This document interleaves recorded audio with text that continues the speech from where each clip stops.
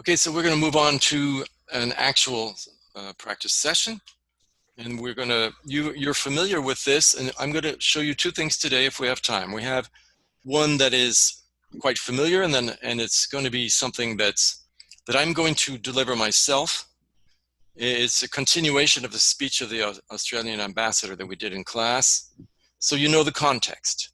We know it's September 2018, and we know the Australian ambassador is talking at a iron and steel conference, that she is in China. You know, as interpreters, we really need to think about what is going on. We're not just sitting here being plugged into any text, or we're here to help, and we are part of a whole process. So we got to think, what does this ambassador want to do? Did somebody tell me, what is she trying to do with this speech? You got to be aware of this as an interpreter. I'm not saying you're going to cut things out or add things. The reason I'm saying this is in order to understand her purpose, in order to really do a faithful and accurate interpretation, it's best to understand as much of the context as possible and her purpose. And so, yes, somebody was going to say something?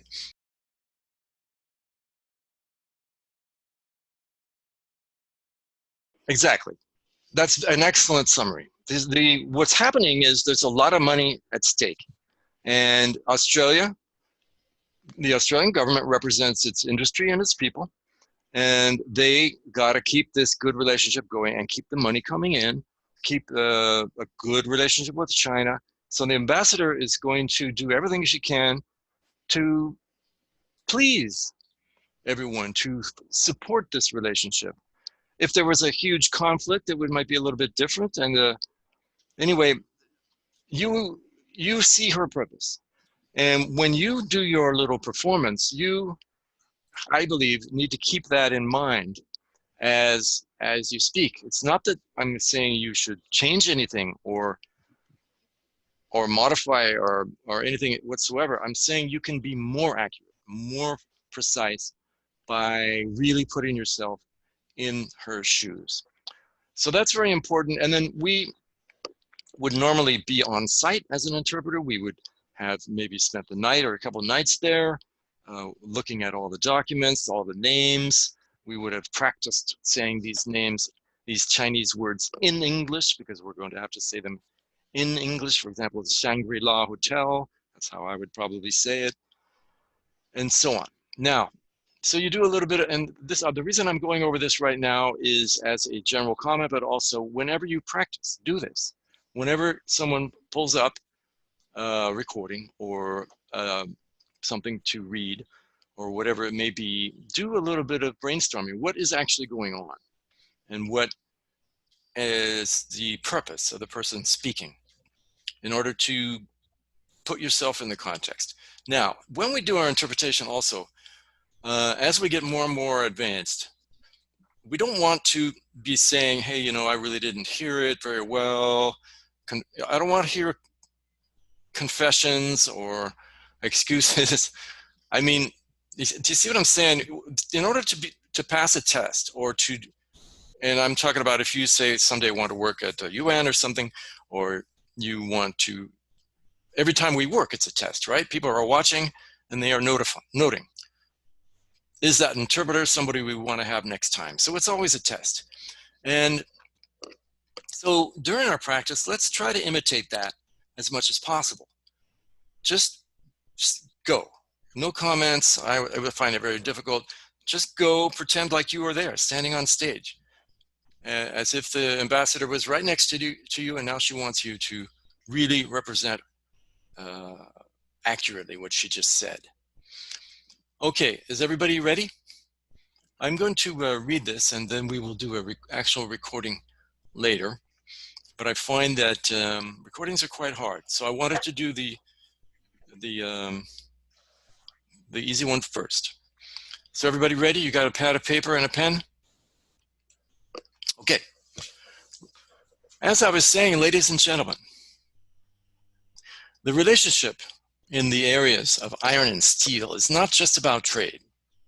You may hear me mention trade and figures about our imports and exports very frequently, but let's face it, it's a lot bigger than that. It actually extends to things like our strategic investment, our procurement, and it involves very large ore transporters as well as large equipment suppliers. We have partnerships, actually, between our universities and our research institutes, covering all kinds of things, including technology development and sustainability and respect for the environment. So I must say, we are really very proud to partner in China's economic success, and we really wish to see it continue.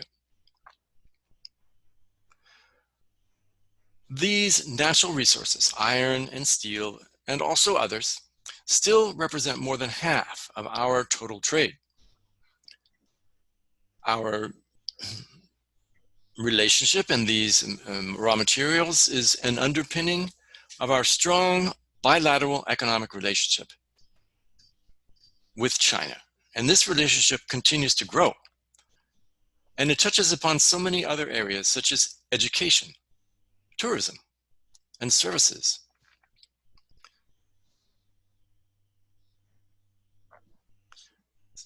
And we'll stop there. It's a bit short maybe, but let's just stop there. Do I have a volunteer? Remember to jot down that last part in a way that you will remember. The last sentence is often a little bit tricky. And we could have a volunteer, or I'll just call on someone.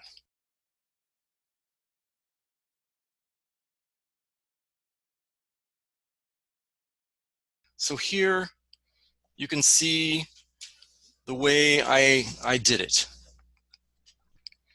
So of course, the iron and steel industry is not just about trade. So I said, but. Yeah, it's of course is actually close to anyway, or nevertheless. So I just put but. Of course, we started in the middle of a speech, so we are at a, sort of, it's artificial. But the reason I decided to go with but, even though it's a bit controversial, is to show you how much the you want to get behind what the guy's trying to say, because he's just said something, and then she's going to kind of contradict it. Say she may have talked so much about iron and steel, she wants to say, of course, iron and steel are not only about, or she talks so much about trade. Now she's going to say, but it's not all about trade. See how, of course, is sort of synonymous with but. So I just put that in there to try to emphasize this fact that you get behind the actual words and look at the meaning. Remember, this symbol is not only this, but that. So I said, she says, it extends to strategic investment and procurement, including very large carriers and large equipment suppliers. So, oh yeah, this is still that part. It's not only about iron and steel. I mean, trade is not only about iron and steel, but it's also about strategic investments. Okay, procurement is a word that means buying, so I use buying. And look at, I underline or carrier. Carrier is a very British word. For me, it's kind of strange. It means a transporter, and so that's what I said, actually, I think. I said transporter. But the British say carrier. International speak is carrier. And I underlined it twice because it was very large, not just large. Whereas the equipment suppliers were large. See, so I got 2 underlines, 1 underline. And I have it in a list. This is my symbol for investment because I just thought about it one day. In some way, you could say that when you invest, you are not consuming. And so the V is consuming the C, which is for consumption.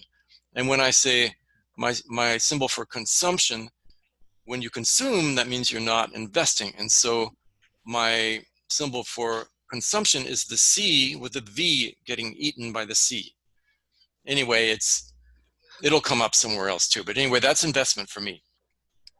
And I think it's kind of a neat how you can relate symbols to each other. You know, like I showed you with trade, where the arrows can be exports and imports. Here, you can relate investment to being the contrary of consumption and consumption being the contrary of investment. So here we have a list, and then we have a little list qualifying the buyers, the procurement.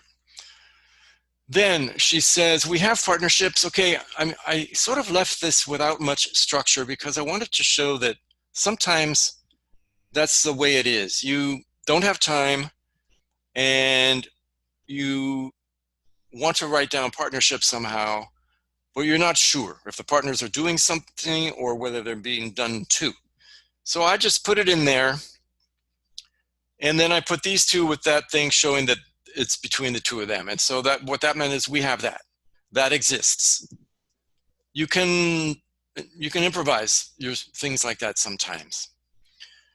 Remember, this line meant about covering technological developments and sustainability. So I took covering as pretty much a preposition because it's or a relationship, right?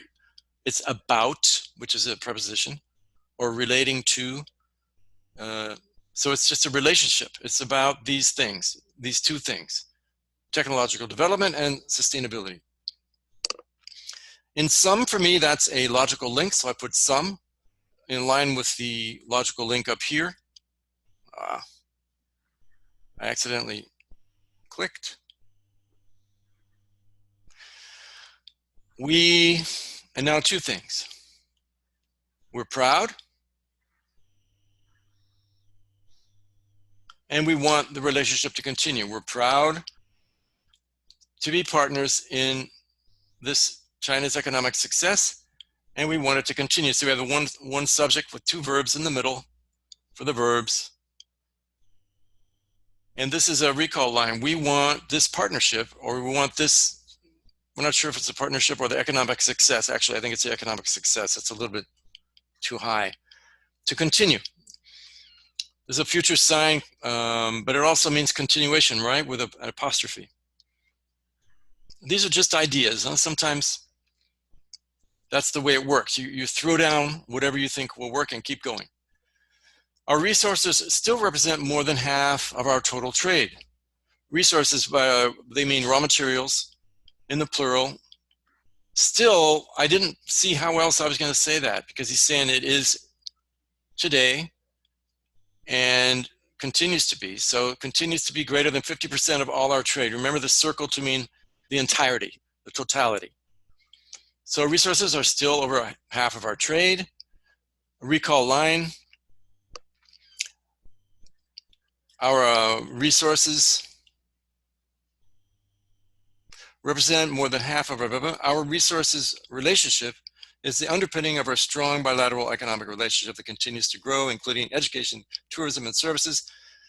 Okay, so this is our relationship is still all about resources, and it supports. This is my symbol for support. You see how it's like a platform with something holding it up? Supports. Here it's underpinning, but to me, again, the symbol represents an idea, not a word.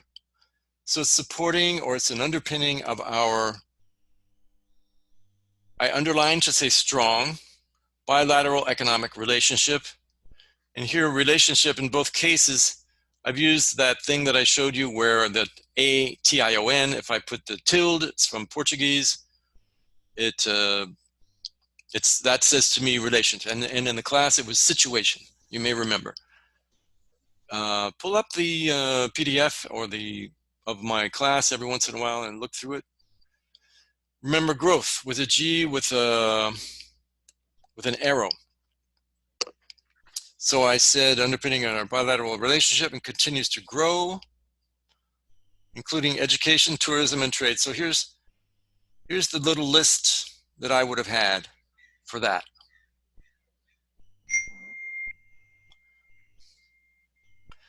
Are there any questions on that?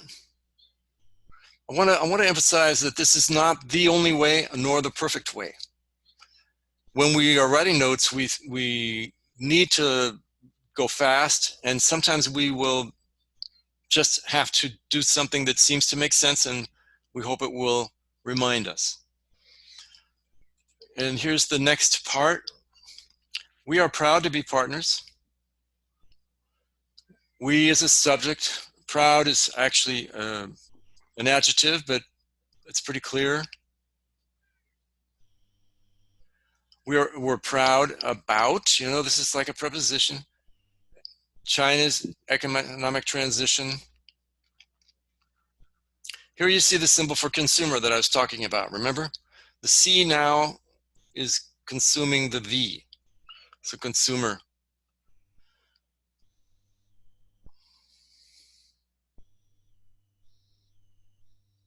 So the strength of the Chinese-Australia partnership. She uses strength as the subject. But I think this is going to remind me, because I'm saying a strong partnership between China and Australia will show at this place in November, or it is being shown by at this fair, which is the International Import-Expo in Shanghai. I'm not sure. Yeah, I got this acronym from one of the preceding texts, and you would have it. The part about Australia was the first invited and the first to participate. So we got the two things: Australia first, invited, and accept. That's pretty clear, right? Many of Australia's resource companies will be represented at the expo, demonstrating support for this important Chinese initiative. Okay, I wrote it all out, just like Mathieu did, because you can't mess up the name. And then I used, like I said, I didn't have a symbol for tourism, so I just wrote enough of the word that I thought would make it easy for me to remember. Now, you could say this should all be in a list, and you would be right. But I put it here to show that sometimes you just write it out as long as it's clear. And you know, I was coming to the end of a page, and I thought, if I make a list, it's going to take up the rest of the page, and then the rest of this idea will have to go up here. So maybe I was thinking I'll just put it here so that I can get the whole idea before the end of the page. So Simon, who is the minister of all these things, will lead the delegation of Australia. And then I say firms is a short way of saying companies. You could also say COM, but then it looks like communication and stuff like that, or COMP. But firms is a very quick way to write companies. Resource companies in Australia will be represented in a recall line at this exposition. And all of this is a recall line to say this, all of these facts here show how much we are supporting this important, underlined important Chinese initiative. I guess we're going to use the rest of the time on this. Is this interesting to you to see the way I wrote the notes? Mm-hmm. Yes. Okay, so we're very much so. Okay, good. So we will have to postpone the recording I had ready, but we'll use it next time. And because now there's the third part. The iron and steel industry is facing many challenges. So here I have the industry symbol, remember? Mm-hmm. Iron and steel. By this time, we know that this is going to be our symbol for iron and steel, right? Probably months or weeks before the conference, we started looking at this, and we saw that iron and steel come up constantly, practically as if it were one word.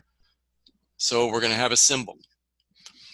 This is my drawing of an eye.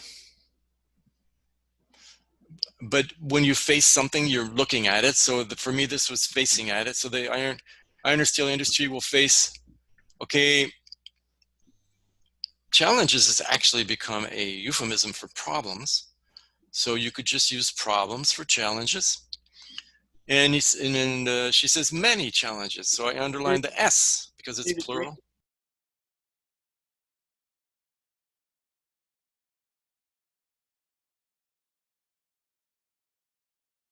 That's an excellent question, because it's true that it's a euphemism, and you would want to use a euphemism, or at least something that denotes the very same feeling and content in the target language. In some way, it might be safer to write challenge, or CHAL, because that would be a little more accurate in terms of the feeling and the connotation, and the fact that it's a little bit a euphemism, right? It's made a little bit more less offensive. So that's a really good question. In some way, you caught me. The problem is not an actual synonym, but the reason I kept it anyway is that if you're in a terrible hurry and you're going to have to write down that list down below, yes, you better just put something and keep going. yeah, And you're hoping that your memory and all these hours of practice will say, okay, I have problem written there, but the feeling behind it, I remember. You got me? yes, The feeling behind it, I'm not going to say a word that sounds like we've got a big problem here. I'm going to say a word that says challenges, right? So I went with this for this class, but it's an excellent question. But it is true, that we always are in this problem. It's like driving on a mountain road as fast as you possibly can drive. yeah, And we are constantly forced to use abbreviations. In fact, sometimes we're forced to skip completely. We don't want to do that, but that happens. yeah, So if you can throw down something that's only 3 letters, that might be all you can do. And so we got technical environment. We have a list with many of the things that I mentioned. This is a future sign. Remember, it's an F with for me, an arrow pointing to the right, which is the future, because that's the way our writing advances, at least in English. And global, I used this to mean, it can mean planet or world, but it also can mean the entirety, overall. I'm sorry, worldwide. Problems again, I congratulate. Here we use issues, important issues. I'm old enough to remember when we just said problems. But a bunch of books came out and said that there's no such thing as a problem, only solutions. And the word problem was banished. And we didn't know what to say, especially me who was living abroad, and I heard everybody saying issue, and I didn't understand why. And problem became issue, and I've learned that in French it's become sujet. You can't say problème anymore, and etc. So at least that's the way what I get. But problem is still a good symbol. That's the essential idea. So what she said was important issues in the plural that will be discussed next week at length. So I underline the talk symbol with future tense, or this week. Week, I just wrote out, and this arrow to me can mean here, now. It generally means here and now. Somebody taught me that, and it worked. I congratulate everyone responsible for the Chinese International Steel and Raw Materials Conference on almost 20 years of success. Grats, present tense, everyone. This would be written everywhere, as Chris mentioned. We would have this. For 20 years, sorry, that didn't come out. Or maybe it was purpose on almost, oh, that's right, it did come out. That's the underlining, partial underlining, right? So it's a dotted line, almost 20 years. How else would you say that? You can't say 19 and a half years. That's not what she said. So you could write the word almost, and or this is my way of saying almost, nearly 20 years. Sorry, I got lost in my own notes. Yeah, almost 20 years, sorry. I can guarantee you will see Australia here over the next 20 years. I recall line, so I got the verb is here for me. If I had skipped the line, it would still be clear that it's the same subject as in the idea before. Guarantee, very long, granted, very long. Probably not a good way to write it. Australia will be here for the next 20 years. Thanks. And David, if I may ask another question. Yeah.